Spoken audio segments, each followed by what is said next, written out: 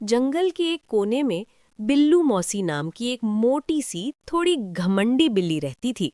उन्हें लगता था कि वो जंगल की सबसे स्मार्ट और सबसे पढ़ी लिखी जानवर है। एक दिन उन्होंने सोचा, अगर मैं इंग्लिश बोलने लग गई तो सब मुझे और रिस्पेक्ट देंगे।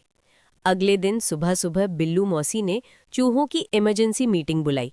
सारे चूहे डर डर के आए, क्योंकि नॉर्मली मीटिंग का मतलब होता था मौसी का लेक्चर और चूहों की टेंशन।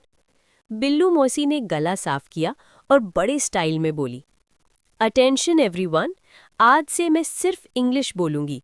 म्याओ म्याओ खत्म। और हाँ, अब से मुझे सर कहना। चूहे एक दूसरे का मुंह देखने लगे।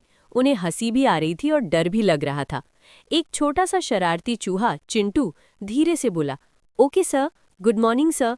बिल्लू मौसी खुश हो गईं।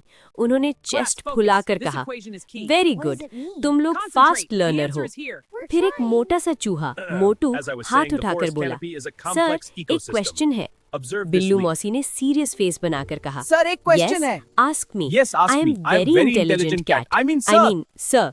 मोटू बोला, सर इंग्लिश में दूध को क्या कहते हैं? बिल्लू मौसी थोड़ी अटक गईं। उन्हें एग्जैक्ट याद नहीं था, पर इज्जत का सवाल था। जल्दी से बोली, दूध को मिल्क ही कहते हैं। मिल्क ही Very कहते हैं। simple. Next question. Next question. अब छोटा चिंटू चूहा और भी शरारती हो गया। उसने पूछा, सर इंग्लिश में भागों को क्या कहते हैं? बिल्लू मौसी ने दिमाग पे बहुत जोर डाला।